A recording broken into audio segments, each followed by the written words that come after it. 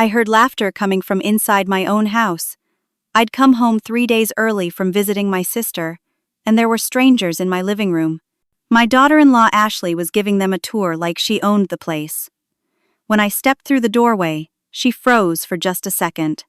Then she smiled that cold smile and said, "I'm selling it, mother-in-law. After all, your life is already over." I looked her straight in the eye and replied, "And yours is just about to be ruined." The silence was deafening. The couple standing in my living room looked like they wanted to disappear into the wallpaper. The woman clutched her husband's arm, and they both stared at Ashley like they were waiting for an explanation that made sense.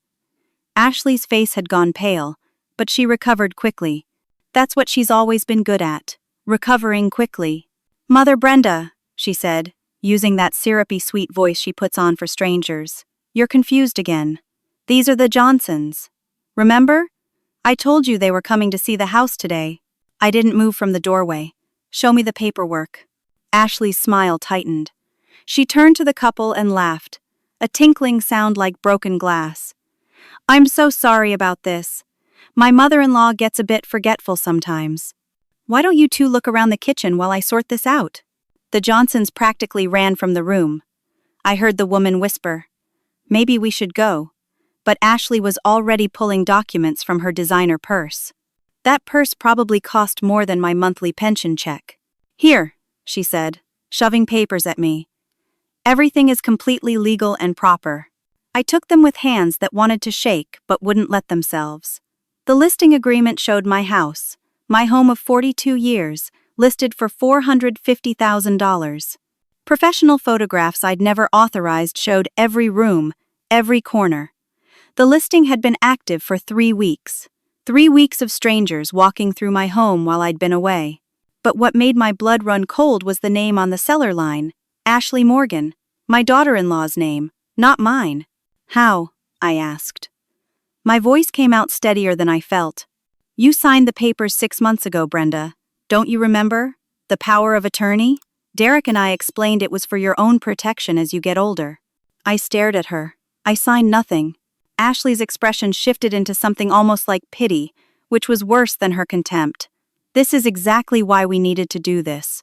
You forget things, important things. Derek and I have been managing your affairs for months now. It's for your own good." The Johnsons had returned, hovering in the hallway. They clearly wanted to leave. Ashley ushered them out with promises to call them later, apologies for the confusion, assurances that everything was perfectly legitimate. When the door closed behind them, she turned back to me. "You're making this harder than it needs to be," she said. "We've already had 5 showings. The Johnsons were ready to make an offer. You're ruining everything. Get out of my house." "It's not your house anymore, Brenda. Legally, it's under my management. Derek agrees this is necessary. We've consulted with your doctor." "What doctor?" "I haven't seen a doctor." She pulled out another document. A medical report from someone named Dr. Harrison. Notes about consultations I'd never attended. Observations about my supposedly declining mental state. My hands did shake then. "This is insane. I never met this person." "You did, Brenda. You just don't remember. That's the problem." I grabbed my phone and called Derek. My son, my only child, who I'd raised alone after his father died, who I'd put through college working 2 jobs, who I'd loved with everything I had. He answered on the 3rd ring. "Mom? Derek, your wife is in our house claiming she's selling it. She says you agreed to this. Tell me this is some kind of mistake." There was a pause. Too long of a pause. When he spoke, his voice had that careful quality people use when they're reciting something they've practiced. "Mom, we talked about this. You've been having memory issues. Ashley and I consulted with Dr. Harrison, and he agreed you need more support than we can provide at home. The sale proceeds will pay for a really nice assisted living facility. Meadowbrook Gardens. We've already toured it. You'll love it there." My knees felt weak. "Derek, I don't have memory issues. I've never met Dr. Harrison. I didn't sign anything. Your wife is lying to you. Mom, please don't make this harder. We're doing this because we love you and want you safe. I am safe. In my own home, where I've lived for 42 years. I have to go. We'll talk more later, okay? Just, please trust us on this. He hung up. My son hung up on me. Ashley was watching me with something like satisfaction in her eyes. See? Derek understands. He knows this is what's best for you. After she left, promising to return in the morning to discuss next steps, I sat in my kitchen and tried to make sense of what was happening. The power of attorney document was on the table in front of me. The signature looked like mine, but I had no memory of writing it. The notary stamp was official. Everything looked legitimate. But I knew I hadn't signed it. I knew I'd never met Dr. Harrison. I knew my mind was sharp and clear. And then I saw Ashley's purse by the door. She'd left it behind in her hurry to leave. I shouldn't have looked inside, but I did. The envelope was tucked in a side pocket.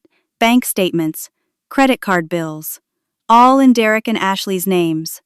The numbers made my stomach drop. $83,000 in credit card debt, a notice of foreclosure on their house, the house they'd bought 3 years ago, the one they could barely afford even then. Multiple past due notices. They were drowning, and they were planning to use my house, my home, to save themselves. This wasn't about my well-being or my safety. This was theft, dressed up as concern, and my own son was part of it. I didn't sleep that night. By 6 a.m, I was on the phone with the first lawyer whose office would open at 8. My friend Carol had recommended Frank Patterson when her own mother had gone through estate planning. Frank was supposed to be good, honest, and experienced with elder law. His office was downtown, in one of those old buildings with creaky elevators and frosted glass doors. Frank himself was probably 60, with reading glasses on a chain and a desk covered in organized stacks of files.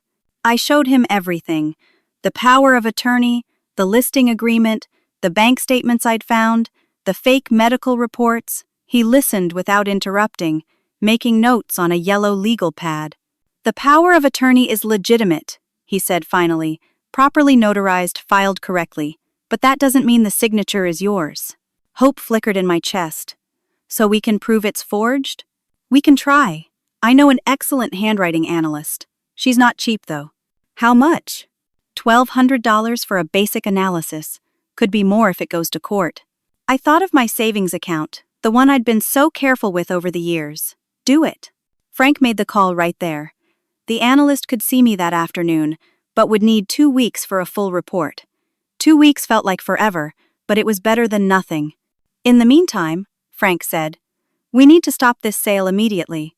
I'll file for an emergency injunction this afternoon." I left his office feeling like maybe, just maybe, I could win this. That feeling lasted exactly 3 days. The response came through Frank's office on Thursday morning. Ashley and Derek had hired their own lawyer, someone from a big firm downtown with a name on 3 different buildings. And they weren't just responding to our injunction, they were attacking. Their petition claimed I was mentally incompetent, unable to manage my own affairs, a danger to myself. They had evidence, sworn statements from Dr. Harrison detailing multiple consultations where I'd shown signs of cognitive decline. Testimony from neighbors saying they'd seen me exhibiting confused behavior. A formal request for psychiatric evaluation and legal guardianship. "This is all lies," I told Frank. "I never saw that doctor. What neighbors?" Frank looked grim. "They've been building a case against you for months, Brenda. This is sophisticated, planned." The emergency hearing was set for the following Monday. I spent the weekend trying to figure out which neighbors could have said such things about me. I'd lived on Cedar Street for over 4 decades. I knew everyone. Who would lie about me? On Sunday, I walked up and down the block. Mrs. Chen, who'd lived next door for 20 years, was watering her roses. I asked her if anyone had talked to her about me. "Oh, honey," she said, looking uncomfortable. "That nice daughter-in-law of yours stopped by a few months ago. She was so worried about you. Said you'd been leaving your stove on, forgetting to lock your doors at night. She asked if I'd noticed anything concerning." "And what did you tell her?" "Well, I said I hadn't noticed anything like that. But she seemed so worried. I told her I'd keep an eye out." Did I do something wrong? Mrs. Chen hadn't lied. But Ashley had twisted a friendly conversation into evidence of my decline.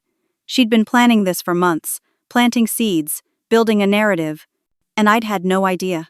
The hearing was a nightmare. The courtroom was smaller than I'd expected, just the judge, lawyers, and us.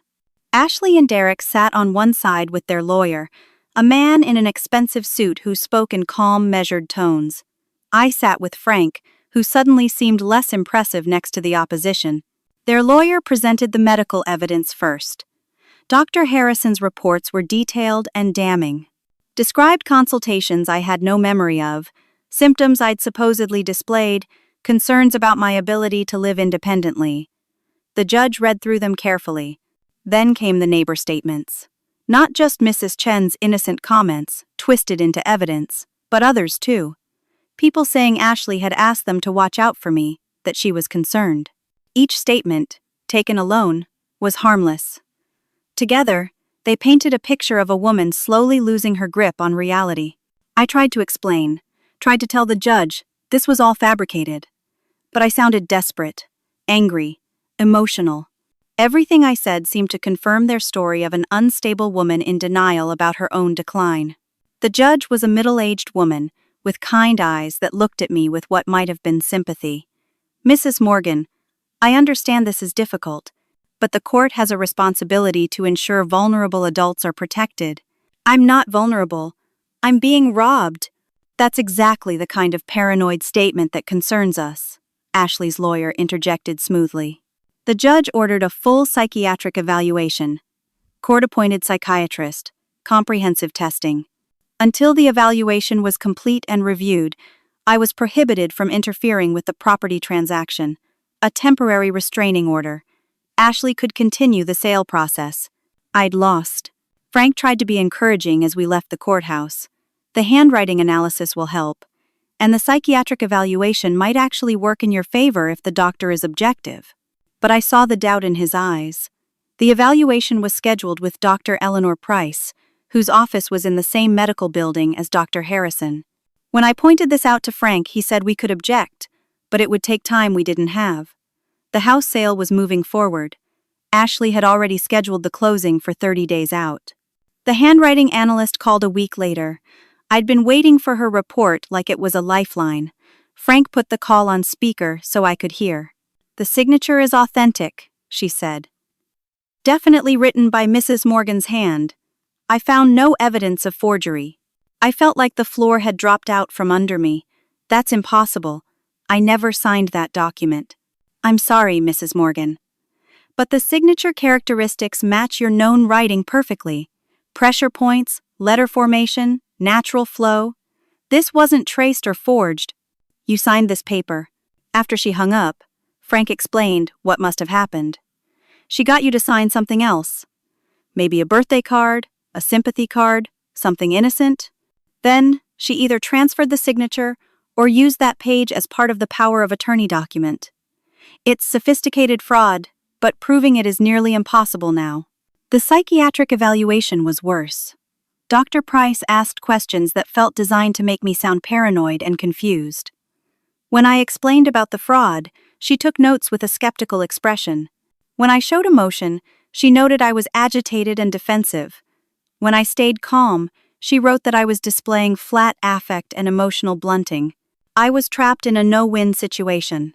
Everything I said, everything I did, was interpreted through the lens of incompetence. And every day, my savings dwindled. Frank's retainer was $5,000. The handwriting analyst was $1,200. Court fees, filing fees, expert witness fees. I was on a fixed income, Social Security, and a small pension.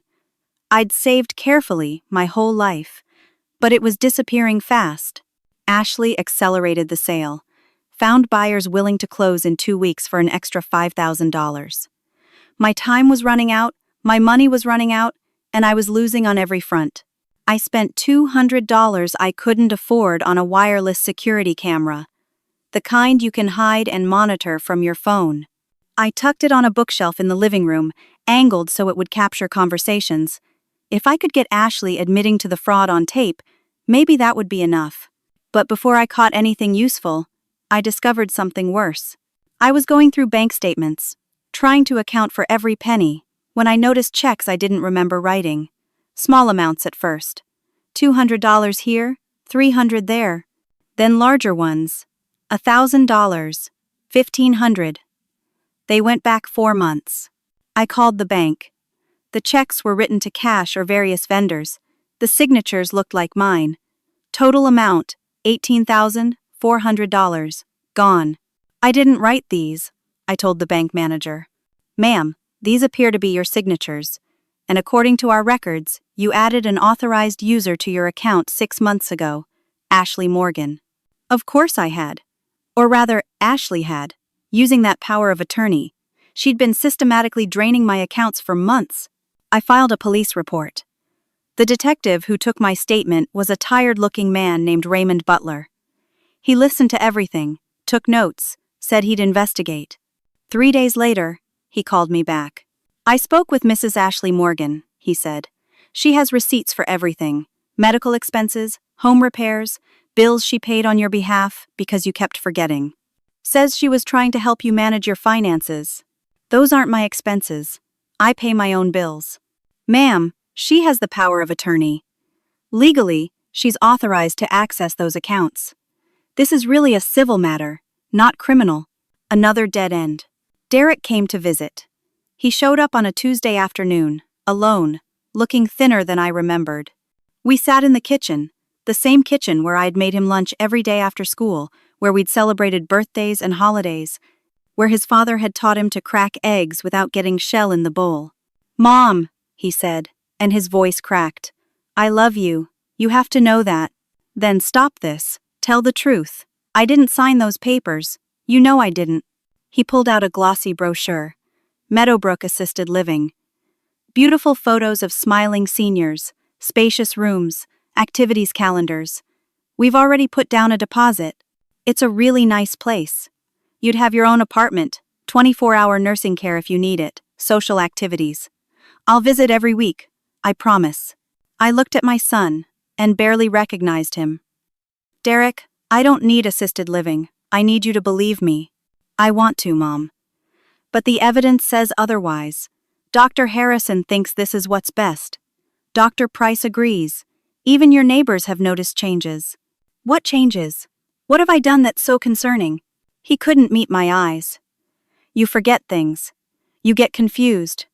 Ashley says you left the stove on twice last month. That's a lie. Derek, please, look at me.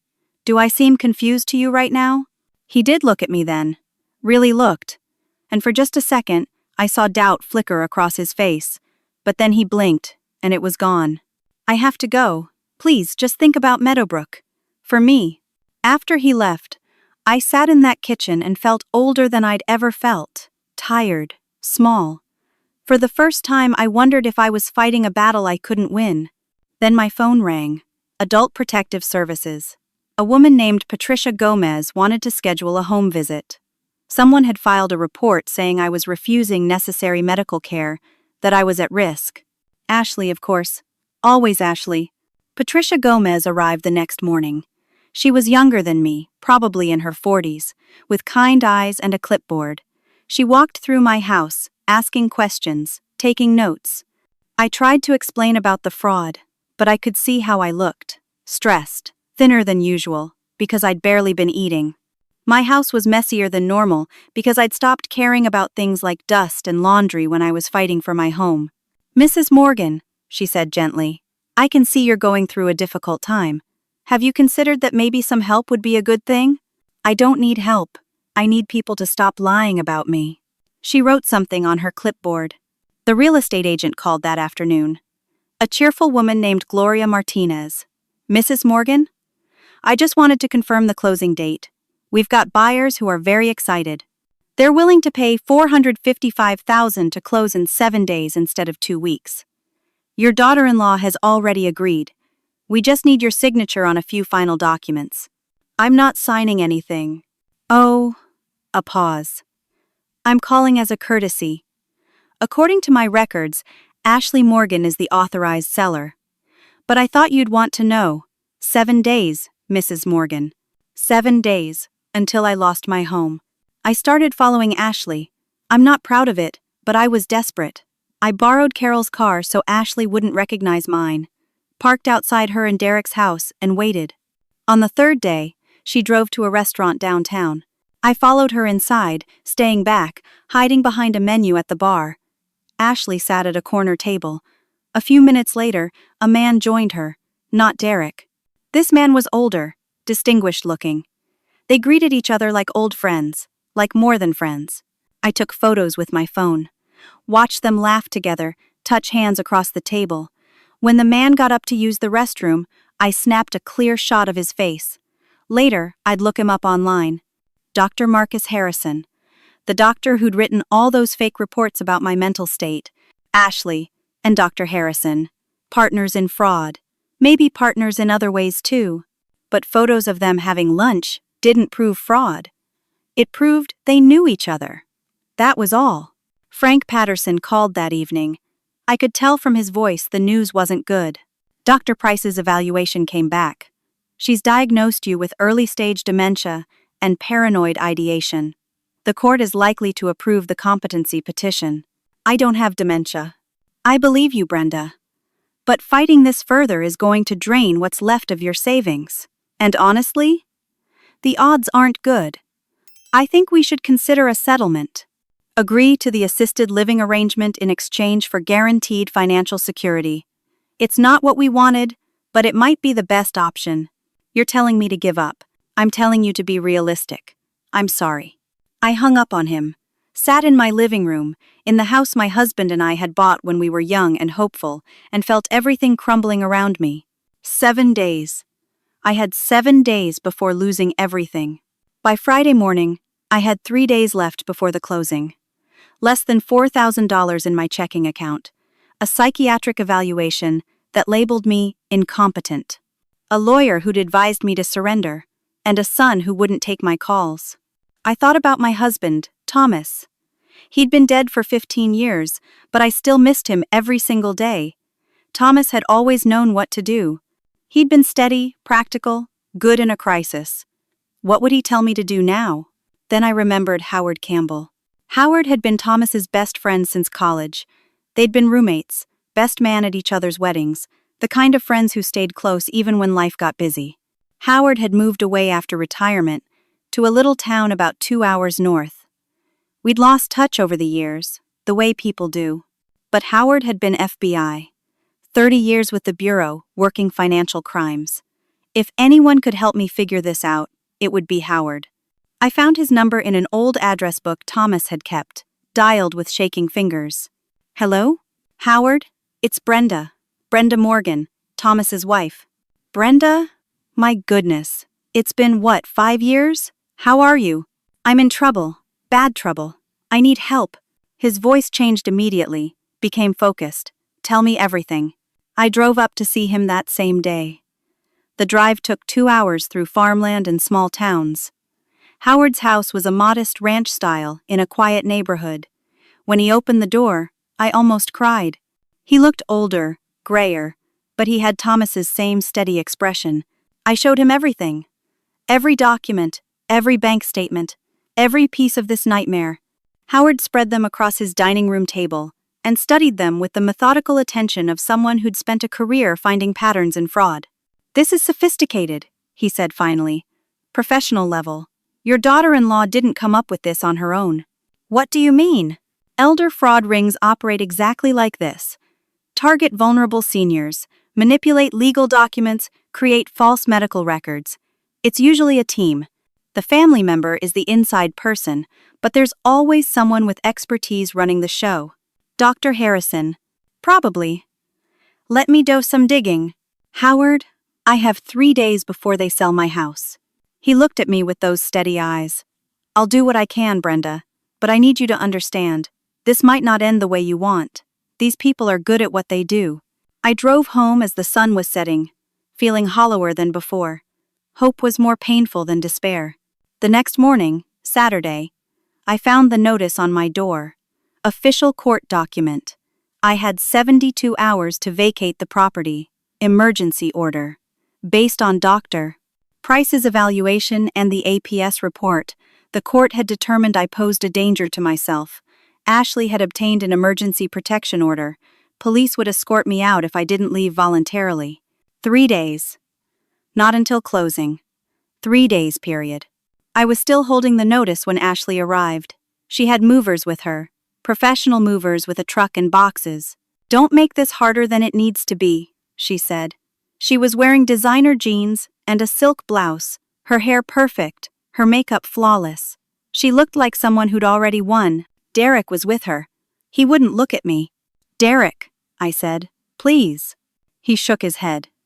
Wouldn't speak. The movers started packing, going through my house, my things, putting my life into boxes.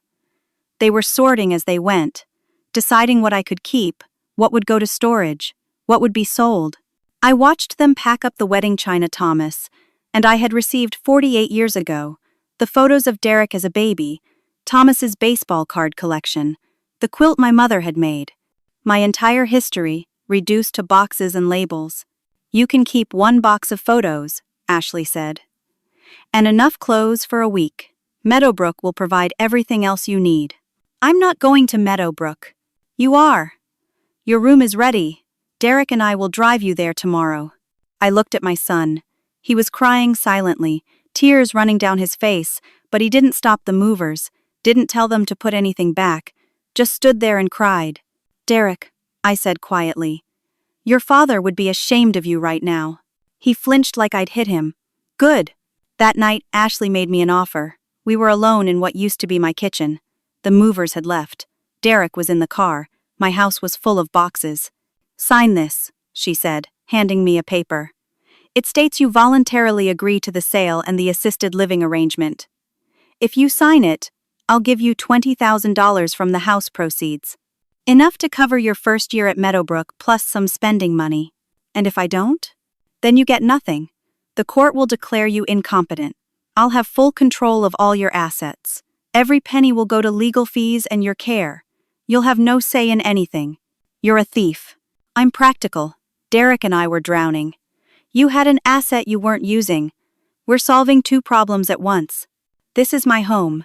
"It's just a house, Brenda. You're too old to maintain it anyway. Sign the paper, take the money, make this easy." She left the paper on the counter and walked out. I heard the car drive away, sat in the dark house surrounded by boxes, and thought about how easy it would be to just give up. I didn't sleep that night. Couldn't.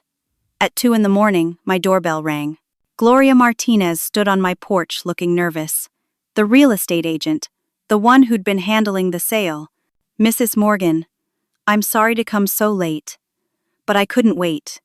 I have to show you something." We sat at my kitchen table.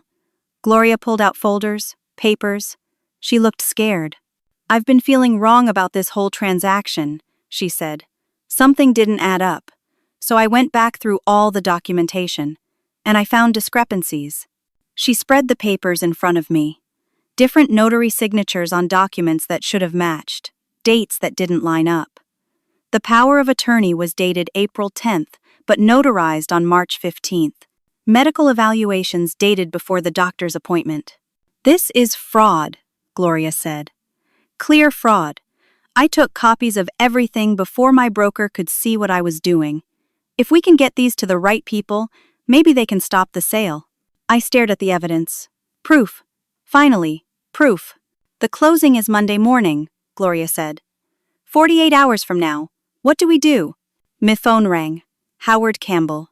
"Brenda, I found something. Dr. Harrison has large cash deposits in his account matching exactly when money went missing from yours.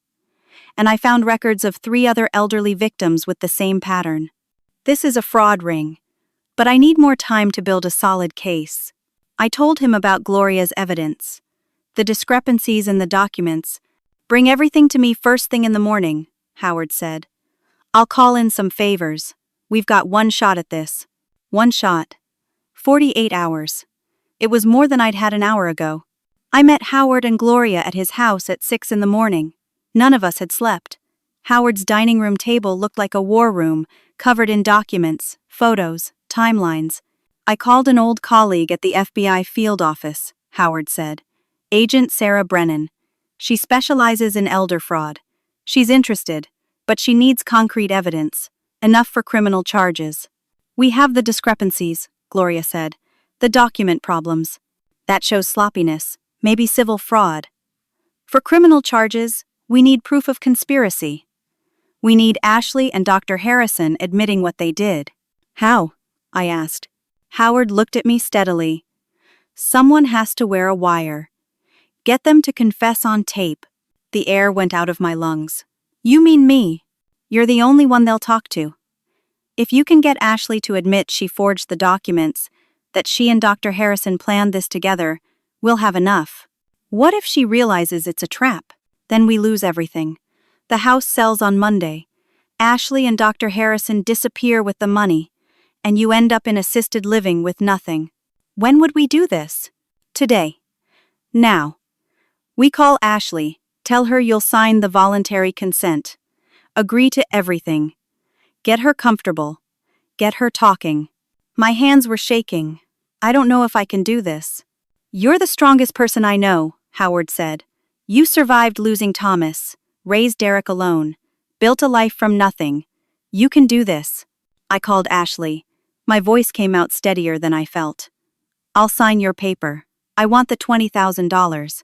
Can you come to the house this afternoon? There was a pause. Ashley was suspicious.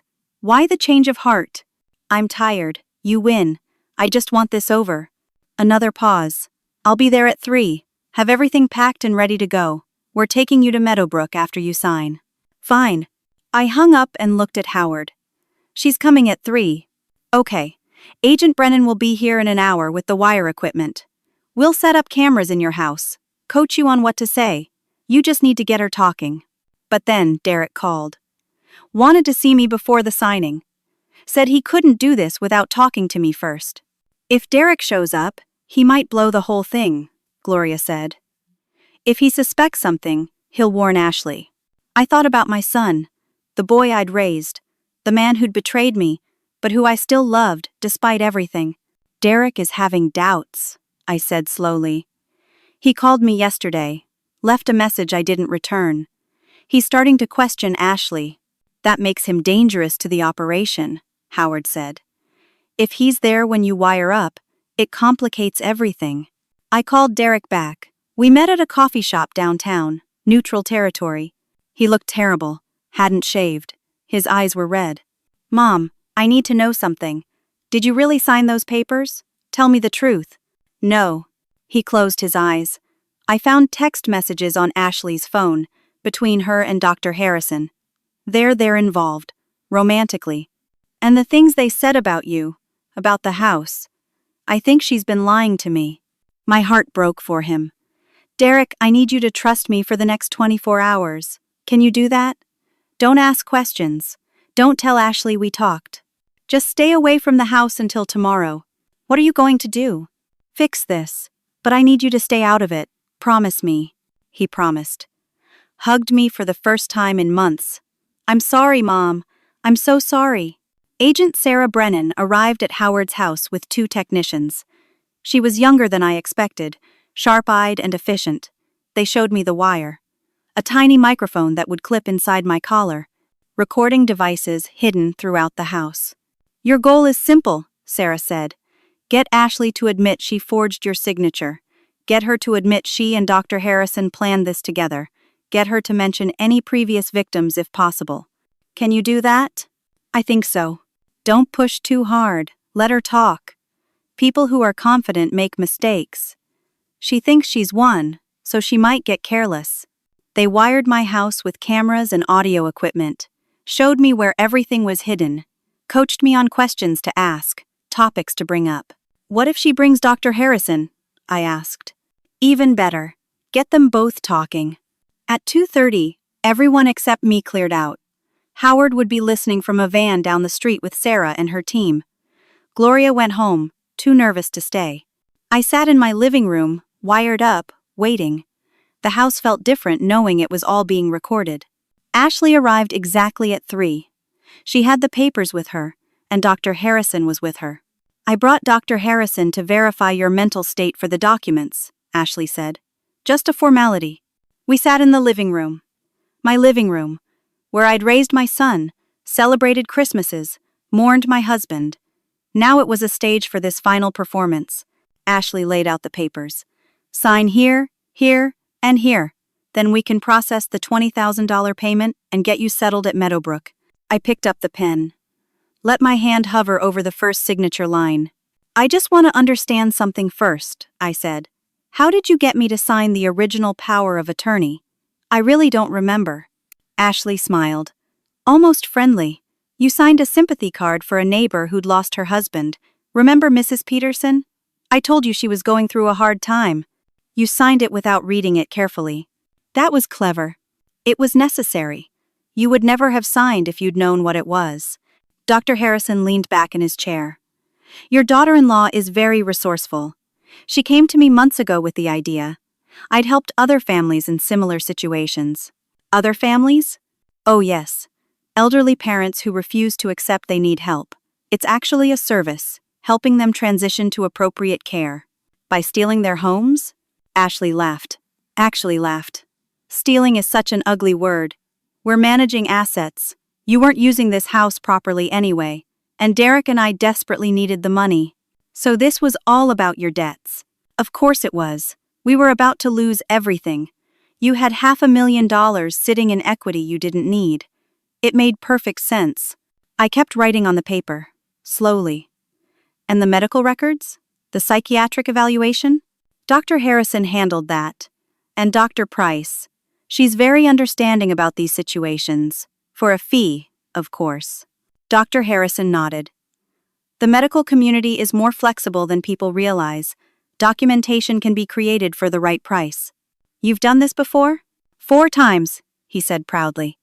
Always successful. The key is building the narrative slowly, making everyone believe the elderly person is incompetent before they even realize what's happening. What happened to those other families? Ashley waved a hand dismissively. They're fine. In nursing homes, assisted living, taken care of. It's not like we hurt anyone. You stole their homes. We reallocated assets that weren't being properly utilized. I was still holding the pen, still pretending to read the document. And if I'd fought harder? You couldn't have won, Ashley said. We had everything lined up perfectly. The courts would have declared you incompetent. You'd have ended up in Meadowbrook anyway, but with nothing. At least this way you get $20,000. How generous. I think so. Dr. Harrison checked his watch. We should finish this. I have another appointment at 4. Another elderly victim? I asked. He smiled. Another family in need of services. That's when Derek burst through the door. I don't know why he came. Maybe he couldn't stay away. Maybe he wanted to see me one last time before it was over. But he'd heard enough from outside, heard them laughing about what they'd done. He grabbed Dr. Harrison by the collar. You son of a bitch, you helped her do this to my mother? Derek, don't, Ashley shouted. But Derek wasn't listening. He shoved Dr. Harrison against the wall. Dr. Harrison stumbled, knocked into a lamp. It crashed onto the floor, smashing into the hidden camera equipment. Ashley screamed, ran for the recording devices. They're recording us. It's a setup. She grabbed at the equipment, trying to destroy it. In the chaos, she found the wire on me, ripped it off. The FBI agents crashed through the doors then. Too late, the damage was done. Sarah Brennan took control of the scene, separated everyone. Her team salvaged what they could of the recording equipment. Did you get it? I asked. Did you get enough? Sarah's face was grim. We got some of it, but there are technical problems. The recording is partially corrupted. We need to clean up the audio before we know if it's usable. They detained Ashley and Dr. Harrison, but couldn't arrest them yet. Not without clear evidence. Their lawyer was already on the phone. I sat in my ransacked living room as the sun set. So close. We'd been so close. And now I didn't know if the recording would be enough. How long to clean up the audio? Howard asked. Could be hours. Could be all night, Sarah said. My tech team is working on it now. I looked at the calendar on my wall. Sunday evening. The house closing was tomorrow morning at 9. We'd run out of time. The waiting was agony. Sarah Brennan's tech team took over Howard's living room, working on the corrupted audio. Derek sat in the corner, his head in his hands. Gloria paced. Howard made coffee that nobody drank. Ashley and Dr. Harrison had been released. Their lawyer had arrived within 20 minutes, expensive suit and threatening manner. Without definitive evidence, Sarah couldn't hold them. They'd gone home, probably planning their next move. Even if we clean up the recording, Sarah said, they'll claim entrapment. Their lawyer is already building that case, saying you coerced them, manipulated them into saying things out of context. But they confessed, I said. To what exactly? We need their words to be absolutely clear. Unmistakable admission of fraud. Anything ambiguous, and their lawyer will twist it. At 8 o'clock Sunday night, Ashley filed another emergency petition. Her lawyer worked fast, claimed that the confrontation proved I was mentally unstable. Setting up recording equipment showed paranoid behavior. Derek's violent outburst was my fault. Evidence of my bad influence. She wanted me taken into immediate psychiatric custody. She's trying to get you locked up before tomorrow's closing, Frank Patterson said. He'd driven up when he heard what happened. If she can get you committed tonight, the sale goes through, and there's nothing we can do. Can she do that? She's got a hearing scheduled for 10 o'clock tonight. Emergency judge. We need to be there. The courtroom at 10 at night had a surreal quality. Just a handful of people under fluorescent lights. Judge Marcus Richardson presiding. He was an older man, known for his work on elder care issues. That could go either way. Ashley's lawyer went first. Painted me as increasingly unstable. The recording equipment as evidence of paranoid delusions. Derek's violence as proof I manipulated people. Dr. Harrison provided an additional affidavit about my deteriorating mental state. Your Honor, Mrs. Morgan is a danger to herself and potentially others. She needs immediate psychiatric intervention. Then Frank stood up. Your Honor, we have evidence of a fraud conspiracy. Mrs. Morgan was attempting to document crimes being committed against her. What evidence? The judge asked. Frank hesitated. We didn't have the cleaned-up recording yet. Sarah's team was still working. We're in the process of obtaining that evidence, Your Honor. You're in the process? Either you have evidence, or you don't, Counselor. That's when Gloria Martinez stood up. She wasn't a lawyer, wasn't supposed to speak, but she did anyway.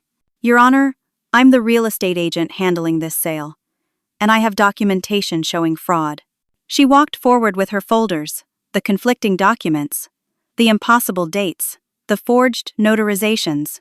This power of attorney is dated April 10th but notarized on March 15th. That's impossible. The medical evaluation is dated before the consultation appointment. The signatures don't match across documents. Someone has been manufacturing paperwork. The judge studied the documents. Why didn't you report this earlier? I tried. My broker dismissed my concerns, said I was jeopardizing the sale, but I can't be part of defrauding an elderly woman. I'd rather lose my job. Ashley's lawyer tried to argue. These are just clerical errors, typos. Multiple impossible dates across multiple documents? The judge asked. That's quite a pattern of typos. Then Howard testified, explained his FBI background, presented the financial evidence, Dr. Harrison's suspicious deposits, the pattern of previous victims. I've been tracking what I believe is an organized elder fraud ring, Howard said. Dr. Harrison has targeted at least 4 elderly individuals in similar schemes. Mrs. Morgan is the first victim to fight back. Do you have proof of these allegations? I have financial records, circumstantial evidence, and a recording that's currently being processed by the FBI. The judge looked at Sarah Brennan. Agent Brennan, what's the status of this recording? We're working to restore corrupted audio, Your Honor. We should have results within the hour. Then we wait. So we waited. In that courtroom, under those fluorescent lights, while Sarah's tech team worked to salvage the recording, Ashley and Dr. Harrison sat on one side with their lawyer, looking confident. We sat on the other, everything riding on technology and luck. At 11:15, Sarah's phone buzzed. She stepped out, came back 5 minutes later. Your Honor, we've recovered the audio. It's playable. The judge ordered it played in court. We listened to my conversation with Ashley and Dr. Harrison. The corruption had created gaps, static, garbled sections, but enough came through. Clear enough. Ashley's voice. You signed a sympathy card. You signed it without reading it carefully. Dr. Harrison. I'd helped other families in similar situations. 4 times. Always successful. Ashley again. You had $500,000. It made perfect sense. Dr. Harrison. Documentation can be created for the right price. The gaps and static actually made it more powerful, like listening to criminals on a wiretap. Raw.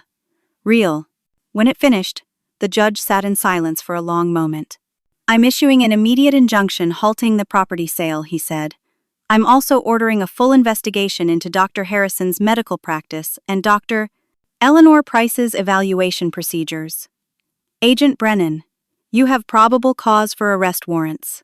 Sarah moved fast. FBI agents were waiting outside. They arrested Ashley and Dr. Harrison right there in the courtroom. Ashley's face went white. This is a mistake. Our lawyer will have us out in an hour. You're being charged with federal wire fraud, identity theft, conspiracy to commit elder abuse, and racketeering, Sarah said. You won't be making bail. Dr. Harrison tried to stay calm, but I saw the fear in his eyes. I want my lawyer. You'll get your phone call from booking. They were led away in handcuffs. Ashley screamed the whole way. Blamed me. Said I'd ruined her life. Said I was a vindictive old woman who couldn't accept that my life was over. The judge waited until they were gone, then looked at me. Mrs. Morgan, I'm sorry you went through this. The system failed you. We should have caught this fraud much earlier. Thank you, Your Honor. Your property is restored to your sole control. The power of attorney is invalidated. You're free to return home. We left the courthouse just after midnight. Frank, Howard, Gloria, Derek, Sarah, and me. We stood in the parking lot, exhausted. What happens now? I asked. Trial, Sarah said. Could take months. But the evidence is strong. They'll likely plead out. What about the other victims Howard found? We'll contact them, see if they want to pursue charges. You broke this case open, Brenda. You gave them a chance at justice too. Derek hadn't said anything since we left the courtroom. He stood apart from the group, looking lost. Derek? I said. He turned, tears on his face. I'm sorry doesn't even begin to cover it. No, it doesn't. I let her convince me you were sick. I wanted to believe it because then I wouldn't have to face that I was stealing from you. I was so desperate to solve our problems that I ignored what was right in front of me. What are you going to do now? I don't know. File for divorce. Pay back the buyers for their deposits somehow. Try to figure out how I became the kind of person who would do this to his own mother. That's a start. Can you ever forgive me? I looked at my son. The boy I'd raised, the man who'd betrayed me. I don't know, Derek. Maybe someday. But not today. He nodded, understood, walked to his car alone. The buyers, the Thompsons, were surprisingly understanding when we reached them the next morning. They'd been expecting to close on the house and instead got a call that the sale was canceled due to fraud. My grandmother went through something similar, Jennifer Thompson said when we met. She lost everything before anyone realized what was happening. I'm glad you caught it. I'm sorry you got caught up in this. These things happen. We'll keep looking. Though honestly, we loved your house. Maybe, I said slowly, when all this is settled, we can talk again. If I decide to sell, I'd want it to go to people who would love it the way I have. She smiled. We'd like that. But Monday morning, what should have been closing day, I went back to my house and it felt different. The boxes were still there. My belongings half packed. The house had been violated. Every room held memories of Ashley walking through with buyers, of strangers evaluating my life, of nearly losing everything. I loved this house. But did I still want to live here? The trial took 9 months. Ashley and Dr. Harrison both refused plea deals at first, confident they could win. But, as the evidence mounted, as the FBI uncovered more victims, as their conspiracy unraveled, they finally accepted the inevitable. Ashley pleaded guilty to wire fraud, identity theft, conspiracy, and elder abuse. Got 8 years in federal prison. Dr. Harrison, as the ringleader, got 12 years. His medical license was permanently revoked. Dr. Eleanor Price lost her license too for falsifying psychiatric evaluations. The corrupt notary took a plea deal and testified against everyone. 5 other elderly victims came forward. Howard's investigation had been right. This was an organized fraud ring. Dr. Harrison had been running this scheme for 3 years. Total losses to victims: over $2 million. I sued Ashley and Dr. Harrison in civil court. Recovered most of my stolen $18,000 plus damages. Dr. Harrison's assets were seized and divided among the victims. It didn't make anyone wealthy, but it helped. A victims' compensation fund was established. I'd never get back the money I spent on lawyers, but I'd get something. Derek filed for divorce immediately. It took 6 months to finalize. He sold everything he owned to pay back the Thompsons for their lost deposit, moved into a small apartment, started working 2 jobs to rebuild his life. We met for coffee once a month. Slowly, carefully, we tried to repair what had been broken. It wasn't the same relationship we'd had, could never be, but it was honest now. Real in a way it hadn't been before. I'm in therapy, he told me, 6 months after the trial, trying to understand how I let myself become that person, how I chose debt and Ashley's pressure over my own mother. What are you learning? That I was weak, that I wanted an easy solution to hard problems, that I let fear of failure turn me into someone I don't recognize. Those are hard truths. Yeah, but they're true. I have to own them. We sat in silence, drinking bad coffee in a chain cafe. Then Derek said, "Will you ever be able to forgive me?" "I'm working on it. Ask me again in a year." He nodded. It was the best I could offer. Gloria Martinez became a real friend. She'd lost her job at the real estate agency for testifying, like she'd known she would. But she found work at a smaller, more ethical firm. We met for lunch every week. She said saving me from fraud was the best thing she'd ever done in her career. I'd been feeling soulless, she told me. Just chasing commissions, caring more about closing deals than people. You reminded me why I got into this business in the first place. I'm glad something good came from all this. Howard Campbell became like family. He'd moved back to the area to be closer during the trial. We had dinner every Sunday. He'd talk about his FBI days, about Thomas, about the old times. It helped. "Thomas would be proud of you," he said one evening. "Would he? You didn't give up. That's what mattered. You kept fighting even when everyone told you to quit. But the house still felt wrong. I'd won the battle, kept my home. But every room reminded me of Ashley's betrayal, of Derek's weakness, of how close I'd come to losing everything. 1 year after that terrible Sunday when everything had come to a head, I called Jennifer and Marcus Thompson. "If you're still interested," I said, "I'd like to sell you my house." We met at a coffee shop. The same one where Derek and I had our monthly meetings. "Are you sure?" Jennifer asked. "After everything you went through to keep it?" "I'm sure. I fought to save it because it was mine to choose what to do with. Now I'm choosing to sell. To people who will love it like I did." We agreed on a fair price. $440,000, lower than the market rate, but right for us. The Thompsons were young, expecting their first baby. They'd make new memories there. Better ones. The sale took 3 months. Proper paperwork, multiple lawyers reviewing everything, no chances taken, but it closed smoothly, legitimately. On the day I handed over the keys, I walked through the empty house one last time, remembered Thomas bringing me over the threshold, remembered Derek taking his first steps in the living room, Christmas mornings, birthday party, quiet evenings. But I also remembered Ashley giving tours to strangers. Remembered packing boxes while movers sorted my life. Remembered the fear and helplessness. "Goodbye," I whispered to the empty rooms. "Thank you for the good years."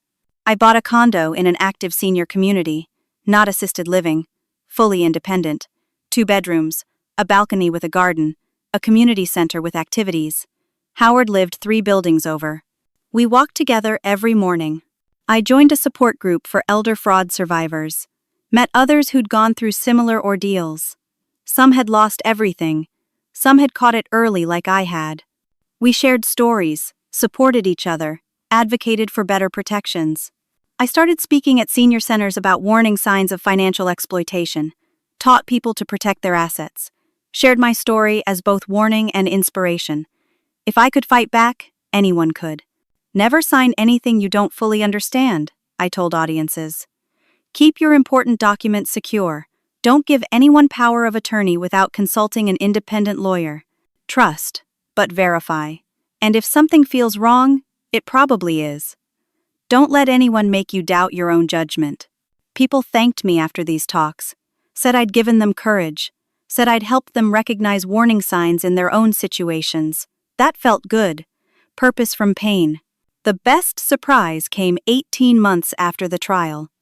I got a call from the state legislature. They'd drafted new elder protection laws, stricter requirements for power of attorney documents, mandatory oversight for medical evaluations used in competency hearings, financial institutions required to flag suspicious activity on senior accounts. They called it Brenda's Law. Your case showed the gaps in our system, the state representative told me. We're using it as a blueprint for reform. You changed things, Mrs. Morgan. I cried when I heard that. All that pain, all that fear, had led to something meaningful. Other people would be protected because I'd fought back. Jennifer and Marcus invited me to their baby's first birthday party. It was at my old house, though I'd stopped thinking of it that way. It was their house now. They'd painted, renovated, made it their own. We kept your garden, Jennifer said, showing me the backyard. The roses you planted are beautiful. Their daughter, Emma, was learning to walk. She toddled across the living room floor, the same floor where Derek had played 35 years ago. New life, new memories. Thank you for giving us this house, Marcus said. We'll take good care of it. I know you will. I held baby Emma for a few minutes, looked around at the young family filling the rooms with laughter and love. This was right. This was how it should be. Derek came to visit me at my new condo every other week now. We'd graduated from coffee to actual meals. He was doing better, still working hard, still rebuilding. He'd started dating someone, a woman named Catherine who worked in debt counseling. They'd met at a financial wellness seminar. She knows everything, he told me. About Ashley, about what I did. I laid it all out on our first date. Brave. Necessary. I can't build anything real on lies anymore. Good. We were learning to be honest with each other. It was uncomfortable sometimes, but real. I was 70 now. The ordeal had aged me, but it had also strengthened me. I'd discovered reserves of courage I hadn't known existed. I'd learned I could survive betrayal and come out stronger. I started dating too. Met a retired teacher named Richard at a community event. He was kind, funny, honest. We took things slow. Went to movies, shared meals, enjoyed each other's company. No pressure, no expectations, just companionship. You're different from most people, he told me, after we'd been seeing each other for a few months. You've got this strength, like you've been through fire and came out refined. I have been through fire. I told him my story. All of it. He listened without judgment. You're remarkable, he said simply. Maybe I was. I certainly felt different than I had 2 years ago. Less trusting, maybe. More careful. But also more confident. More certain of my own worth. 3 years after that terrible day when I'd walked in on Ashley showing my house to buyers, I stood in front of a packed community center. I'd been invited to speak about elder rights and financial protection. The audience was over 200 people. I told them my story, not to shock them, though some gasped at the details, but to show them what was possible, to warn them what to watch for, to give them tools to protect themselves. They told me my life was over, I said, looking out at all those faces. Ashley said it to my face. Your life is already over. And for a while, I almost believed her. I felt old, powerless, defeated. Every solution I tried made things worse. Every time I thought I'd escaped, I fell into a deeper trap. I paused, making eye contact with a woman in the front row who looked to be about my age. But they were wrong. At 67 years old, I found strength I didn't know I had. I learned to fight back. I discovered that age doesn't make you powerless. Experience makes you formidable. I'd lived through losing my husband, raising a child alone, building a career, surviving losses. That history wasn't weakness. It was armor. People were nodding. Some were crying. I lost my home, but I found my voice. I was betrayed by family, but I found real friendship.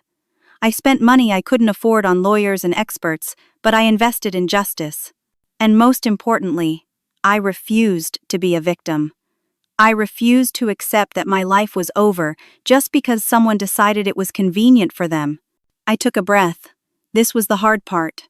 To anyone facing similar darkness, whether it's fraud, exploitation, abuse, or just feeling invisible and powerless, you're stronger than you think. You deserve to be protected, not exploited. Your life is not over until you decide it is. And sometimes, fighting back isn't just about winning. It's about refusing to disappear. It's about protecting the next person. Most importantly, it's about discovering who you truly are when everything is stripped away. A man in the back raised his hand. How did you keep going when everything seemed hopeless? I thought about my husband, about the life we built, about the values he taught our son, even if Derek forgot them for a while. I thought about all the people who'd be hurt if I gave up, and honestly, I got angry. Really, righteously angry. That anger was fuel. It kept me moving when I wanted to quit. More questions. More stories. People sharing their own experiences with financial exploitation. The event went an hour longer than scheduled because people needed to talk, to connect, to feel less alone. Afterward, a younger woman approached me, maybe 40 years old. My mother is going through something similar, she said. Her new husband is trying to take everything. Everyone tells her to just accept it, that she's too old to fight. Can I give her your number? Would you talk to her? Of course.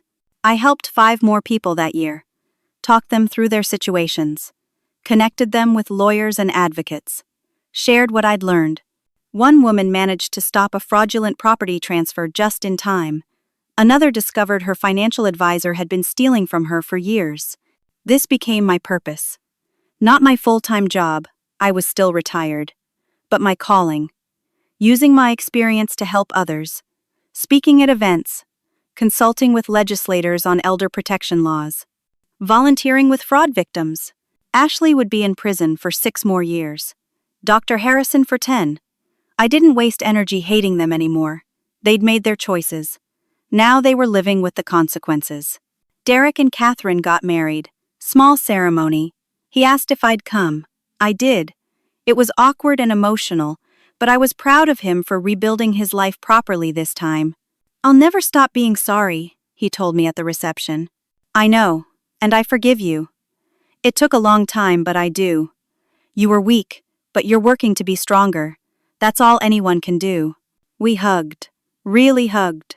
Something loosened in my chest that had been tight for years. My condo was filled with photos now, old and new. Thomas and me at our wedding. Derek as a baby.